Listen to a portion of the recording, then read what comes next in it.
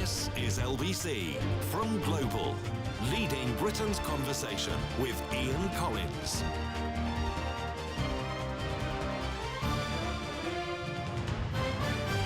It is LBC leading Britain's conversation. Thanks to our guests and your calls in the last hour. Moving to completely different territory. This is part of a set of features that we're running this week about Islam and the West. This evening we're talking about radicalisation in particular, that journey that some British Muslims have taken in order to, for whatever reason, take themselves into a very different place from where they perhaps, or where certainly their upbringing was directing them. We'll cover all of those issues. We're joined to talk about this and, of course, take your calls as well by Dr. Usama Hasan. He's the head of Islamic Studies at the Quilliam Foundation, co-founder of the Muslim Reform Movement for 20 years. He was a committed radical Islamist and fought jihad in Afghanistan at the age of 19. He now works to encourage Muslims to adapt their faith to modern Britain and to confront the factors behind Muslim terrorist groups such as al-qaeda and ISIS. And he's here to take your calls on 0345 6060 973. Osama, good to see you, sir.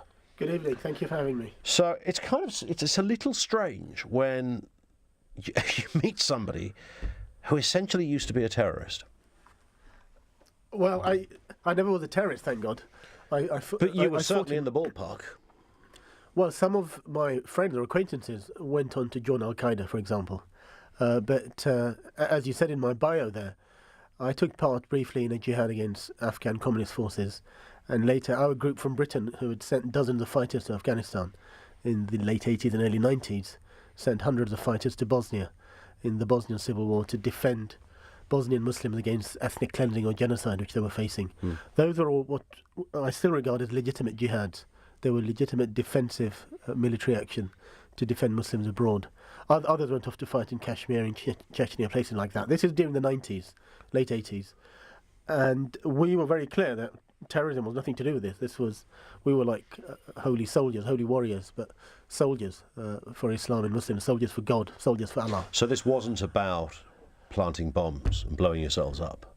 No, not at all. It was taking part in wars. The problem is that one wing of that jihad movement, which was international from Afghanistan to all parts of the world, then became al-qaeda and started attacking civilians, as we saw spectacularly on 9/11. Although they'd attacked civilians before. But that's when obviously things changed and the war and terror started, and it brought up in the West, and we had to reconsider all of that and say, well, what's going on? And now this is why I and colleagues at Quilliam are very clear on the difference between legitimate war and defensive jihad, etc., and terrorism, which is completely different. But there was a point, wasn't there, where you were you were clearly very angry with the Western position on, obviously, the Middle East and other areas that, you felt this wasn't, you weren't, this wasn't representing you as a Brit. You were somewhere else altogether. Yes, and I think it was a very common journey for people of my generation. I'm in my mid-40s now. I grew up in London from the age of 5, from the late 70s and 80s, and there were a couple of factors. One was internal, which was the Muslim community discourse influenced by the Middle East, India, Pakistan, places like that, and the strong Islamist narrative, which said Muslims have to dominate the world, you have to set up an Islamic state or caliphate and expand and conquer the world. But on the other hand... The current ISIS position, of course. Well, exactly, yeah. I mean, those ideas I actually subscribed to in a very romantic kind of way. We never thought it would result in this kind of horror that we've seen over the last 5 years with ISIS. We were kind of naive, thinking it would all be very kind of peaceful and everybody would welcome a glorious Islamic caliphate in a medieval sense. But the other external factor was racism. Growing up in London in the 70s and 80s, sadly, I experienced almost daily or weekly racism, and occasionally violent racism. I can remember my family being with my parents or brothers and being racially abused or even assaulted at the Regent's Park Mosque, at Birmingham Central Mosque, or outside these mosques, if you like. And that helped to drive us into the hands of the extremists. Because for the first time in my life, I actually felt safe as a teenager, age 12 or 13, when I joined my radical group. Because we were like a band of brothers. We trained with martial arts every week.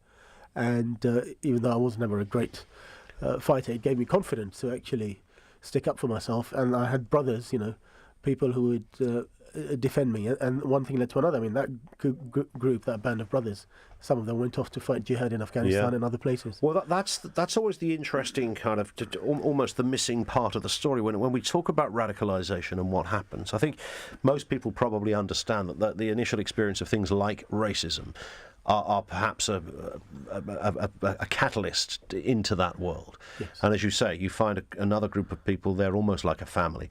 But how does that work? I mean, do you seek out another group of people? Is there another group of people waiting in the wings, this mysterious sort of family that thinks, hang on, if we hang around this particular mosque, there'll be some young guys who clearly have the hump. Most young guys have the hump regardless. And you've got a double reason to do so because you're getting abuse from certain parts of the society that you live in. How does that relationship begin? It's... I think people are looking for an identity and a belonging. Human beings are tribal. By very nature, we're always looking for groups, families, communities to belong to. I think it's just basic human nature. We are social animals. And if we feel rejected by one part of society, so even though I did very well at school and, by the grace of God, went to top schools in London, top universities in this country, etc., the religious side of me, a very strong religious background also, where you know the stories of Islamic glory over the centuries, of great empires, of winning battles, and then you're aware that the last few centuries have been one of a lot of defeat for the Muslim world worldwide. European colonial Christian powers colonizing most of the Muslim world from the 17th century onwards. After the State of Israel, the Arab armies losing most of the wars against the Israelis, for example. And that feeling of defeat and domination by the West is very strong, actually, still across the Muslim world.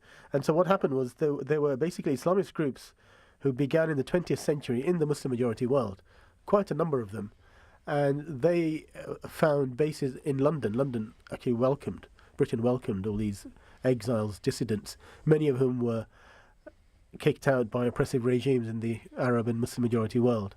And they set up shop in London, basically, and one thing led to another. So these groups were here operating, from the Muslim-majority world. So these people were people who came to the UK because they were escaping tyrannical regimes. The UK assisted them, and they decided to set up terrorist organisations as a result. Well, as I said, they weren't originally terrorist organisations. They were basically Muslim power movements, if you like. And at the same time, as I said, tens of thousands of people of my generation were having an identity crisis because we were basically both British and Pakistani, or both British and Muslim. We were Western and Eastern. We were kind of very devout, religiously at home and mosque, but living in a society which is increasingly non-religious. It was becoming post-Christian.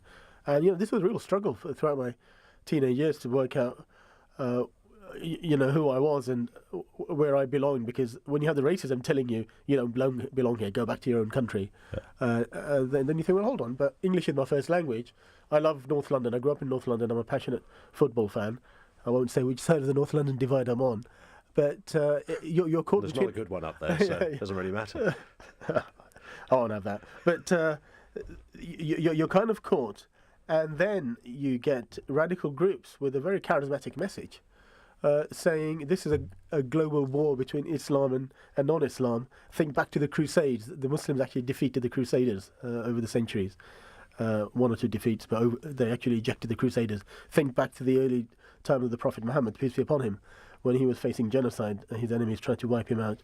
He had patience for a long time and eventually conquered Arabia and expanded very quickly Islam right across from Europe, Spain and southern France. Islam reached in the 7th century, all the way through to Indonesia, half of Africa, etc. I mean, those are glorious stories which are very powerful. And it's very easy, I think, for young men and women, and it's still happening now, to say, I want to be on the side of glory, and I want to join a movement which is kind of pro-Islam and there's a kind of a cocktail of things going on here. Life's a bit rubbish. There's racism thrown into it. You might be a bright lad and go to a good school, but you feel something's missing. A kind of almost a proxy family arrive on the scene. There's a group of you. Your views compound each other.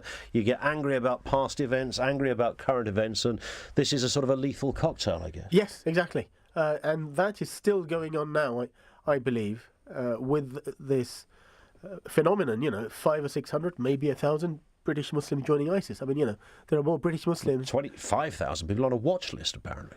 Yeah, the more British Muslims who join ISIS than have joined the British Armed Forces, for example. And I believe Britain is a far less racist society now than a generation ago. I mean, my wife and I are blessed with 4 children, and they've never experienced racism, as far as I know, growing up in London. So that's a huge improvement. But sadly, I think there's an increase in Islamophobia or anti-Muslim hatred, whatever you want to call it, sadly, and every terrorist attack makes it worse. Sure. And a lot of the young men and women going off to join ISIS, they've only known the war on terror, you know. It's been 16 years since the war on terror was launched, and a lot of them probably have felt that their religion is being targeted. And of course, the extremists pick on that and say, the West is against you, the West hates you, Britain and America, Europe is not your home, join us. You know, How many? I mean, I'm sure throughout this hour we'll explore all of these elements as well. But it's kind of interesting that every time something like this happens, I mean, politicians, prime ministers, through to local mayors, line up to talk about how we don't believe this is about Islam. We don't believe the average Muslim has any association with this. We have Muslim leaders on the TV condemning it, standing side by side with Jewish leaders, Christian leaders, whether it's Andy Burnham or Sadiq Khan, himself a Muslim, standing up, Theresa May, David Cameron, Boris Johnson. They will all speak from the same unified hymn sheet that, you know, we all understand this isn't about the average Muslim, peace-loving Muslim. Surely a young Muslim in this country could not be under any illusion or doubt that most people don't think the average Muslim is a terrorist. Yeah, I think the situation has improved actually enormously in the last only in the last 5 or 10 years, I would say. And that's why Quilliam, we've been around for 10 years. And when we started, there was very little understanding in the public space of these issues, and many people felt they didn't have a voice. But it was a lot of people 10 years ago wouldn't have known the difference between Islam, the 5 pillars of Islam, and the overall peaceful, kind of merciful message it has, compassionate message, and the specific political ideology which Islamism is, which is to try to dominate the world and impose an Islamic state or caliphate or Sharia over the whole world, or their medieval understanding of Sharia over the whole world. These issues are debated, but you know, I think British Muslims, we do have to openly talk about some of the issues within our midst. For example, for too many years, in too many mosques, in some mosques it still goes on, there's a kind of demonization of Western culture, or there was, or kind of anti-Western messages to say that, well, because people in the West... Do you think that still goes on? We hear on phone-ins when we talk about it that people say it still goes on. There are still too many imams who are imported from Pakistan and still have that kind of, if you like, old conventional view of the relationship with the West. And to some of our callers, certainly, they've told us they think it does still go on. I've seen it as well. Some of it still goes on. Some of it is cultural, imams imported from India, Pakistan, Bangladesh, which represent the origins of most British Muslims. But also there's equally homegrown imams who are sometimes more radical and more dangerous because they're fluent in English. Sure. And we've seen them recruiting this. Now, of course, they've been put under pressure with the war on terror and with the horrors of al-qaeda and ISIS. And I think they're on the back foot now, so the tide has been turning for several years now. I think that's the good news. Things are going very well. There are many good, open-looking, forward-looking mosques and imams and Muslim communities doing wonderful work, as part of the British public, which is where they should be. Okay. But there's still more to do, obviously. We will take some calls. 0345 6060 973. Dr. Usama Hasan is with us, himself an imam, a former Islamist extremist, now head of Islamic studies at Quilliam International. Any calls reference this, of course, but in particular that whole process of radicalisation, the relationship between Islam and the West, which has been a focus of us, focus this week on a set of features. One more to go tomorrow on that. Lines are open. 0345 6060 973. Late Nights with Ian Collins on LBC. Call 0345 6060 973.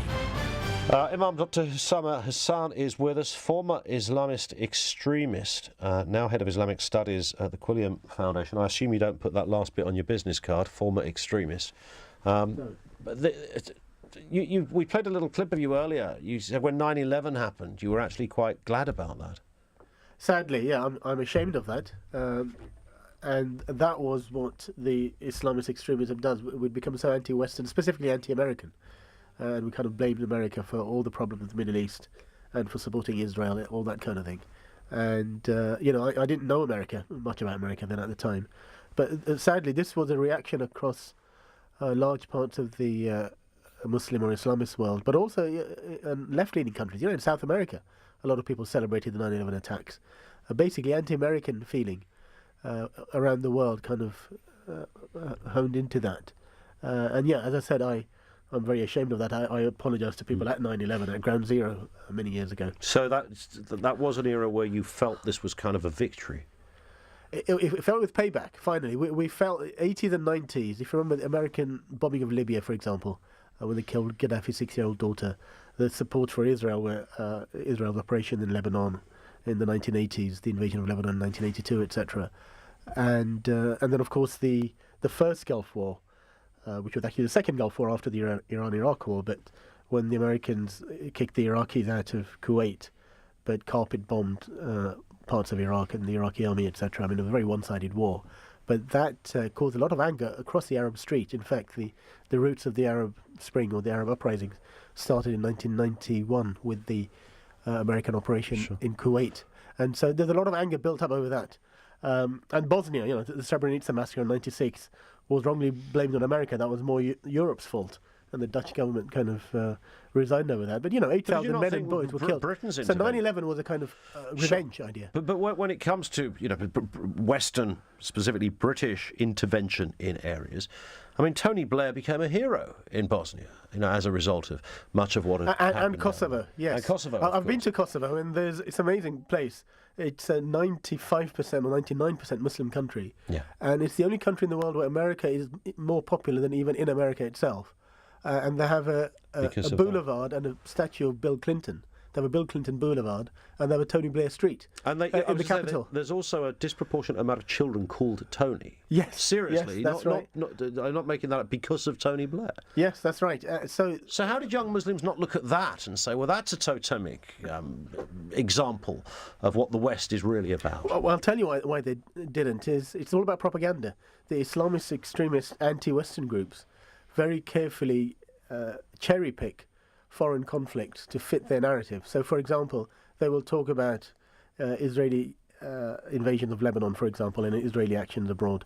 They will talk about the American invasion of Iraq or operation in Kuwait. They won't talk about the Iran-Iraq War in the 80s, where 1 million Muslims killed each other, basically, or 1 million Muslims died in a civil war, for example. They won't talk about oppression by Muslim states of non-Muslim majority or Muslim majority states of non-Muslim minorities, for example. They will only pick on narratives which they can twist to say this is about Muslims versus non-Muslims. It's the non-Muslims or it's the West, the evil West, out to target us, and we have to fight back. And so Kosovo was basically ignored. And it was also a much smaller conflict than the Bosnian War, which went on for 3 years. And so, sadly, we learned these lessons later, But when you're young, when you're 17, 18, 19, you don't know enough history, or you don't know how the world works. You haven't travelled. A lot of this. The confirmation bias kicks in, so it's the bits you want to. Exactly. Let's take a call from Rob in Ainsworth. Evening to you, Rob. Hi there. Hello, sir. You got a question for Usama? Well, your guest is doing a great job listing various grievances that he now disagrees with. It's kind of like a reverse propaganda effort. What I would say is he drawing a distinction between Islam and Islamism? So should we have Islamism phobia, or is it Islamophobia? And is it ever rational to fear Islam? Can I ask him that? Yeah, you're welcome to ask. Thank you for that question. And I can understand why, if you think Islam or Muslims are here in Europe to dominate and to take over and to oppress non-Muslims, then I guess you would be Islamophobic. But what I would say to you is to listen to what mainstream religious scholars around the world say, and in Britain, and think about your Muslim neighbours or your Muslim friends, assuming you have some. I hope you do. Well, I have many. Can I just say? Yeah, and I hope you don't feel threatened or intimidated by them. So, in that sense, there shouldn't be any Islamophobia, but you should have a phobia of extremism, I suppose, and terrorism. Well, one of the problems is I don't like the category of my friends being Islamic or Muslim. There's too much of this talk about what community you belong to, as if they're mutually exclusionary. And the other point I'd make is this concept of radicalisation only equating to terrorism as opposed to a form of mental violence. The idea that you could set up a church that could believe in Nazi ideology but believe in peaceful means, if that was possible, of supremacy, is a real big problem. And so are you suggesting, Rob, that Islam at its core is the problem, as distinct from... Yes, I am. Okay. Yes, I am. I think we have to go back to the foundational issue of Islam. Well, we've had a couple of tweets on that as well. Could you ask Usama, what is radical Islam and how is it any different to what Muhammad taught his followers, etc.? Is there anything in that? I'm sure you understand where the question comes from. Thank you for that question. So, I'll address your second question first, Rob. And that is, I would disagree with you that the origin, the foundation of Islam, the Prophet Muhammad, peace be upon him, preached for 23 years. For the first 13 years, he was entirely peaceful. It's in the Quran, withhold your hand, which is just like turn the other cheek. But the Quranic term is withhold your hand. It's in the 4th chapter of the Quran. And his followers were persecuted, tortured. Some of them were killed. The first martyr was a woman. He himself faced assassination attempts. The small Muslim community in Mecca was boycotted at one point. They were starved of food and drink and kicked out of their homes. And they survived on leaves and things. Now, what happened in Medina for 10 years when the Prophet did wage war, that was all defensive war, every single one, because he was facing genocide but by the Meccans. This is in the Quran as well. If you look carefully at all the verses, he was given the permission to fight back. But the core message of the Quran, every chapter except just the one, begins with the name of God, most merciful, most compassionate. The Prophet is the mercy to the world. The core message of the Quran is mercy and compassion. So I believe this is what I would call Islamophobes. You're not letting me speak. Carry on. No. I was answering your question, Rob. I listened to you. Someone was just answering. You've got the conch now, Rob. What would you like to say? Well, what I'd like to say is earlier we heard about the Crusades and the conquering and the geographical spread and so forth. That didn't sound defensive. What I want to say is there is no equivalence between the peaceful nature and foundational myths, whatever you want to call them, of Christianity and Muhammad. There is no equivalence. Oh, well, I disagree with that, and I'm happy to have that debate with you in detail. But Jesus Christ, who is revered in the Quran... Final point. Can I make a final point? Well, okay, can I answer that first? Rob, let Usama answer and then come back to your point. Go for it. Yeah. Jesus Christ, who is revered in the Quran, taught for only 3 years, only preached before, he was taken away. The Prophet put up with that persecution for 13 years before he was given permission to fight back in self-defense. And secondly, the way Muslim communities live worldwide, the hospitality, the peace, etc. Again, the Crusaders were European invaders. That was, again, self-defense from the Muslim majority world. So I disagree with that. The vast majority of Muslims, you ask your friends, I think you're betraying your Muslim friends by accusing Islam of such things. Because I bet you most of them are nice, peaceful people. I'm talking a history lesson here. Can you just ask this one question? Coptic Christians in Egypt discuss. I don't see a Coptic Christian terrorist group, and I'd like to know how they're being treated as a minority. What do you think of it? Well, I've written many times about that, and so has Quilliam.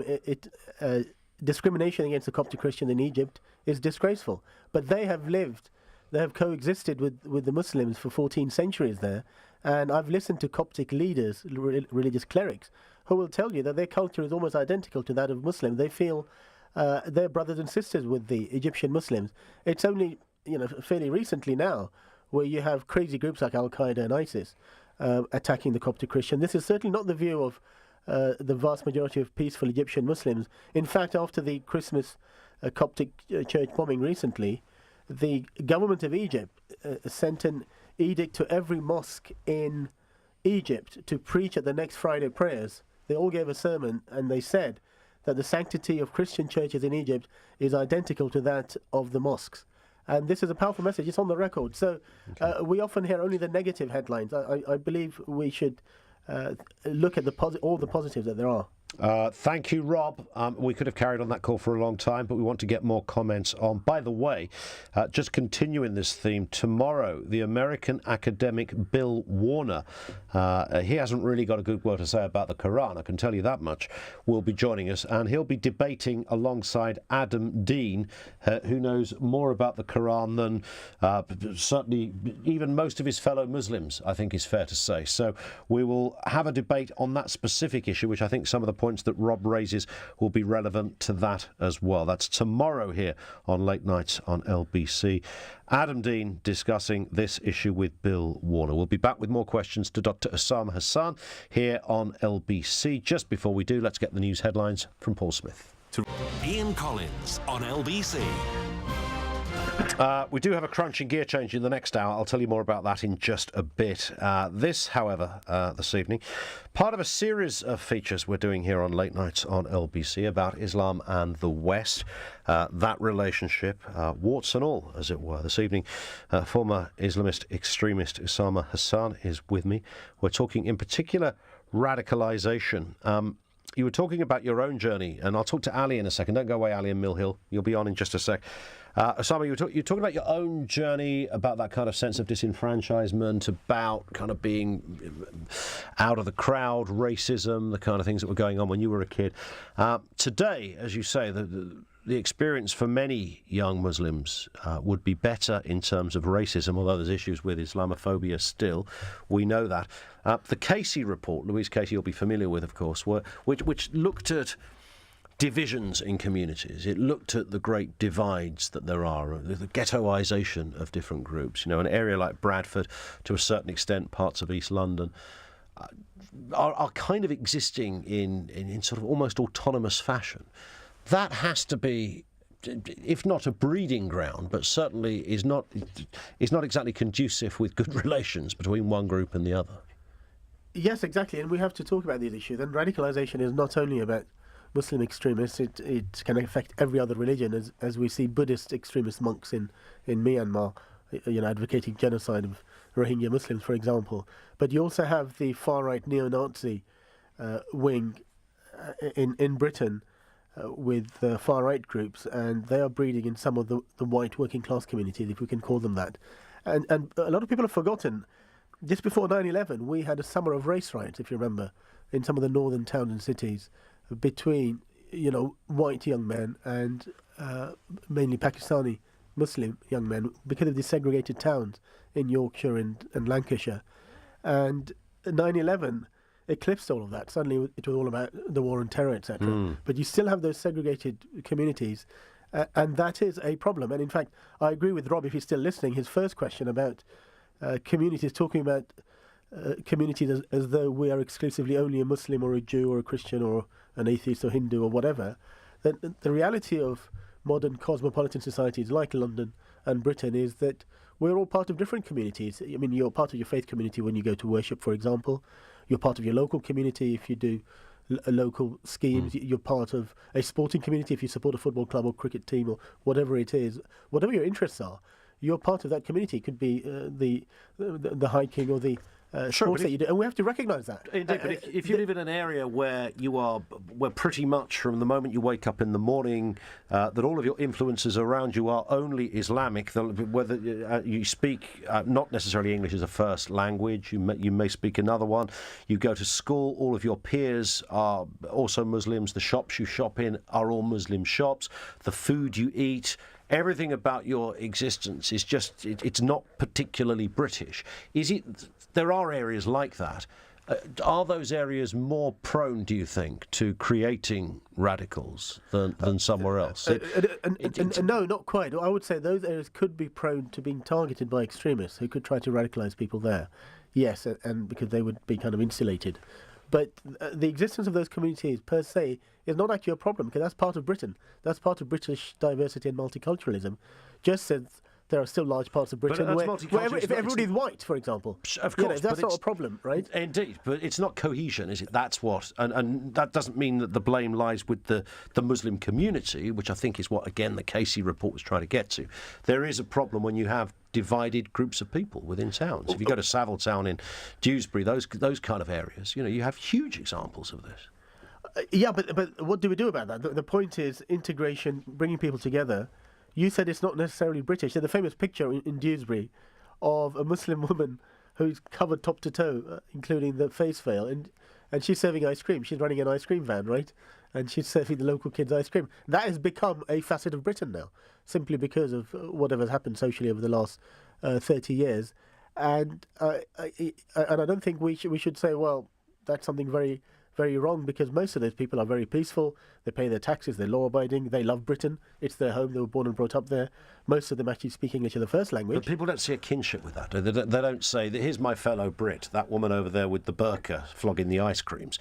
You don't sort of get the sense of Britishness when you see that. Well, similarly, I don't... I do, as an imam... It's not up there with I'm red taught, phone boxes, is it? Yeah, but as an imam, I'm taught to have affinity with all human beings and try to remember that bond of humanity. But I don't have a particularly strong affinity with people who are drunk on a Friday or Saturday night, fighting in town centres or throwing up or whatever. So I don't think it's right to say that because somebody's lifestyle is different to ours, that they're not British or that we're not cohesive enough. I agree there are problems. It's about a common hymn sheet, though, isn't it? Yes, so we have to, I think the way forward is to talk about our common values. What are our common values and what do we share? There's been a lot of talk about shared values, common values. I think we have to stop, we have to delve into those, say what are the shared values and where can we fix things. Let's just get back to that point of radicalisation and the like. Adam is in Westminster, who has a comment and a question rather. Adam, good evening to you. Oh, thank you. Pleasure. What's your point? Yeah, I wanted to know what his parents made of his activities when he was younger, and what kind of advice he's got for youngsters nowadays who potentially could fall into radicalisation, especially on the internet. Yeah, what was going on at home when this was happening? Well, as I said, tens of thousands of my generation of British Muslims went through similar identity crises and joined fairly radical groups. I was only a member of one of half a dozen, major groups around the country.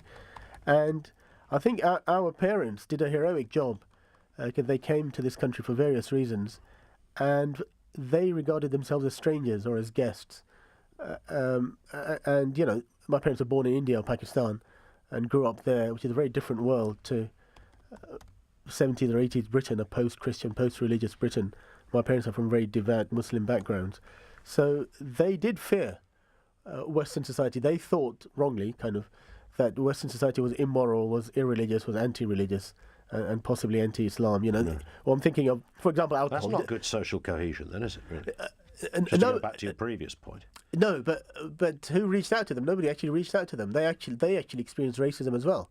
One of the things that angered me was at the age of 10, experiencing a London Underground station officer racially abused my mum, because her English wasn't very good at the time and she'd bought the wrong ticket by mistake. And this guy was in uniform, and he swore at her.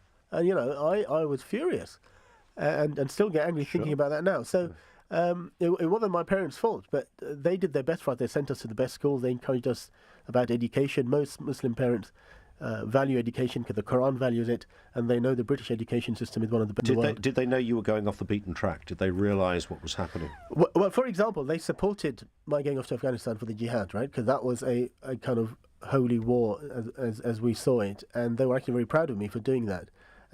They did try to rein me in when I was saying other radical things. Must have thrown up some questions, though, wasn't it? Mum, I'm off to Afghanistan.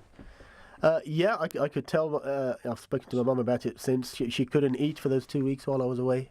She was obviously worried, like any mother is. But I would say she's like the mother of any British soldier who goes off to war. She was worried that I may not come back alive. But she felt I was doing my duty, and it was her duty to support what I was doing. But it was the other things that when our group got into a bit of hate preaching or anti-Semitism, that's when our parents were actually uncomfortable about it, because they didn't like our generation being aggressive or trying to pick fights, whereas we were kind of saying, well, we're hitting back. Adam, I think your other point was about the kind of things you should look for, I guess, in terms of because I think kids. Now I think it's completely different to when Osama was younger, because now there's all kind of like strange forces trying to prey on these, young children. It's not just a clear cut of going to fight for jihad, like there's an open enemy, like it was the Russians then who were oppressing the Afghanis. Now it seems to be like this murky, as you said, targeting civilians and all kinds of strange. To me, it doesn't seem like a clear-cut case of jihad, if that makes sense. Yeah, thank you. You're absolutely right. It is a much more dangerous world because groups like al-qaeda and ISIS explicitly tell their followers, or they try to incite Muslims to attack their neighbours, buy a knife or make your own homemade bomb and just attack people randomly. We saw this with the Westminster Bridge attack, the London Bridge attack. To get a van and get a car and just ram people. I mean, it is horrific. And we know in my de-radicalisation work, I know of dozens of parents, Muslim parents, who've called the police to stop their sons or daughters going off to Syria, for example, or to say they've got a very extremist idea, they're talking about violence, I'm really worried what they're going to do. So we actually have a lot of Muslim parents who, like all parents, are worried what their children are going to do.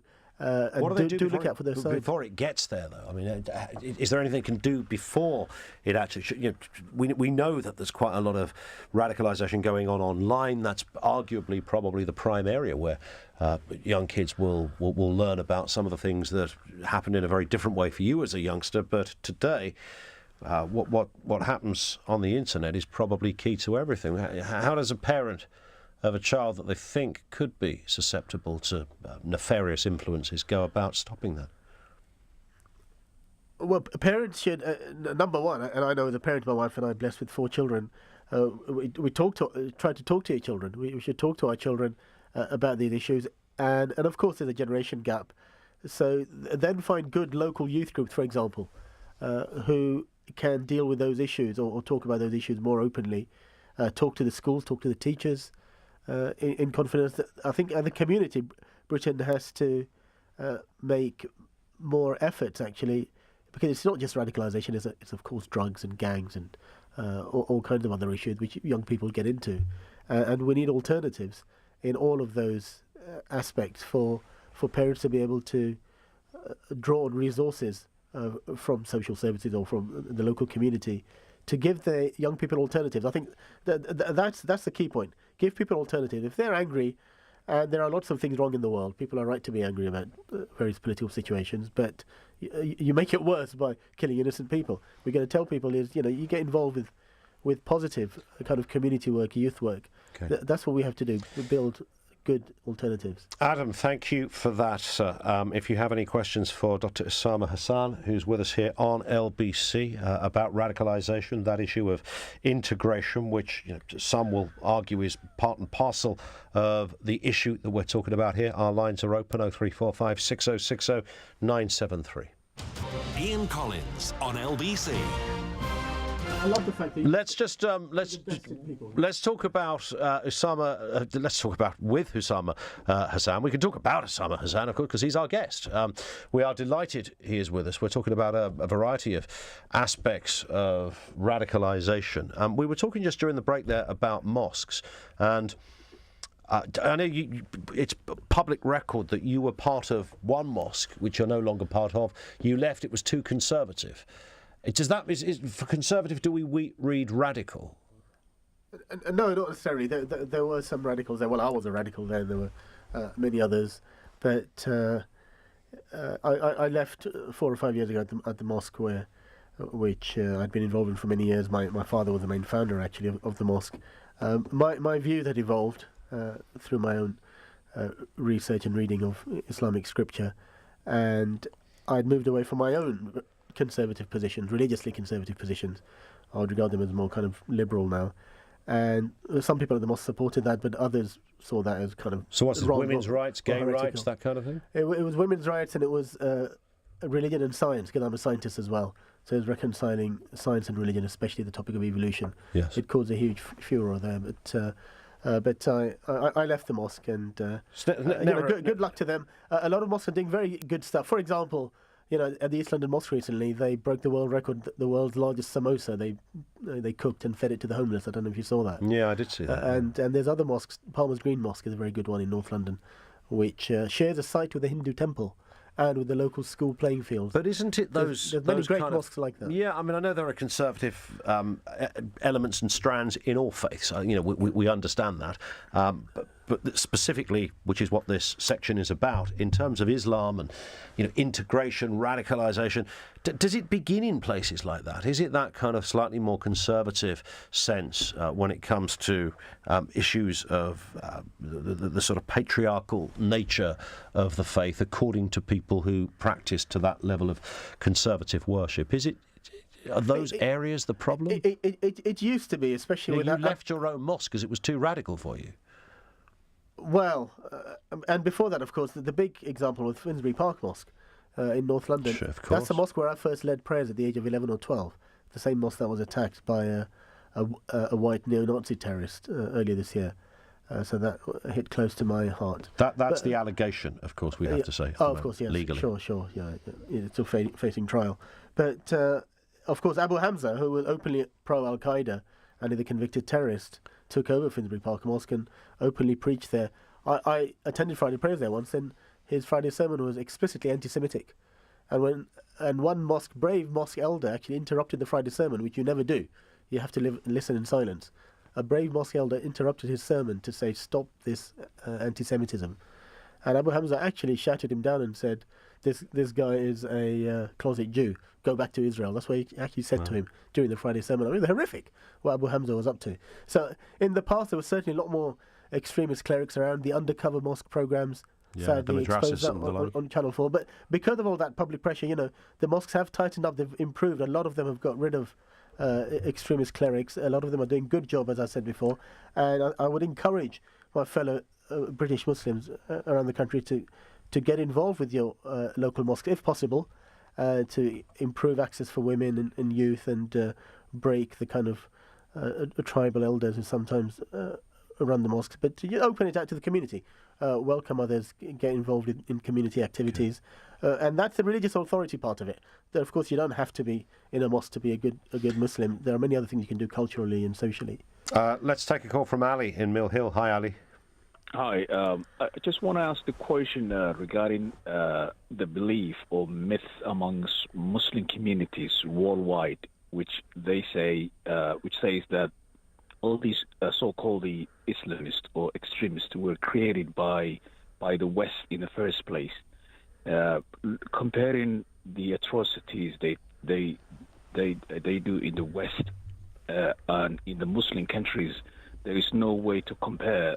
The casualties, the victims are very high. The number is very high in the Muslim countries, and they kill more Muslims than any other group. So you're saying it's wrong to suggest the West is responsible for radicalisation when radicalisation exists elsewhere? Going back to the history, like the war, when there was a war in Afghanistan, and the Russian and the Afghanistan war, the American, the West were supporting the group called the Mujahideens, which subsequently became a part of. Osama became he belonged to that group before he came out. So there's a strong belief among Muslims saying that this group were actually created by the West to do their interests by creating a havoc in the Muslim countries. I mean, there are often these allegations about the West's responsibility in this kind of fundamental radicalisation process. Yeah, Ali, thank you for that question. I think that's one of the key issues that we have to debate as Britons, as British Muslims, to talk about these issues, is the West has a relationship with the Muslim world. Islam and the West are not separate. Islam was and has been part of the West, in Spain, in the Balkans, the Ottoman Empire, etc. Islam helped build the modern West also, but there were also conflicts in the past, like the Crusades, but there was a lot of partnership and sharing, cross-cultural exchange between Europe and the world of Islam. But then, of course, there was the 3 centuries of colonialism, as I said, and that's left a deep mark, Recently, it was 70 years of independence of India and Pakistan. Most of our parents and grandparents remember that very well. And the Islamist groups, as I said, were largely a post-colonial reaction against Western interference. But the point is, we don't live in Pakistan or Saudi Arabia. We live in Britain. And so we are here. We are Westerners. We are part of the West. How do we deal with all that history? And we have to talk about foreign policy and other things. But it's wrong to blame everything on the West. I had a Muslim guy knocking on my door for a political party saying ISIS is created by America. I mean, that's nonsense, and that's denial. And it's actually betraying the Muslim families and other families who've lost their sons and daughters to ISIS or to ISIS terrorist attacks, to just say, it's a US fiction. Let's be more mature and grapple with the issues. But we have to deal with foreign policy, the Middle East, conflicts, the state of the world, and we have to look to shared values and cooperation between Islam and the West, not conflict. Thank you to Ali in Mill Hill. Final point. I mean, with all of these various routes and scratching ahead and wondering the route of radicalisation, it's obviously on the pie chart. There's, it would be divided up into many little sections. Saudi Arabia, just very briefly, the home, if you're the epicentre of Islam, how could it be that Wahhabism being exported from there, funding, we are told, in all sorts of areas in this country, schools, the undercover mosque programme you mentioned, that have benefited from Saudi funding, etc. What as a Muslim, bearing in mind this is the place you go to worship, how do you square that? What's happening there? Well, Saudi Arabia needs reform as well. Saudi Wahhabism is actually the most conservative form of Sunni Islam. It's the most puritanical conservative form, and it is too narrow. And Saudi Arabia is an ally of Britain. It has funded thousands of mosques and madrasas around the world, hundreds in Britain, and many Muslim communities have benefited from that, but there has been also the problem of extremism which comes along with that. Now, things are changing in Saudi Arabia. If you've followed what's happening in Saudi Arabia with Prince Mohammed bin Salman and stuff, Saudi Arabia is liberalising. You have the first mixed gender universities, you have sports and culture going on, articulation, developments like that. There are calls for women's rights. There's still a long way to go in Saudi Arabia, but that will help also. If they move in the right direction, they will help us with our problem here.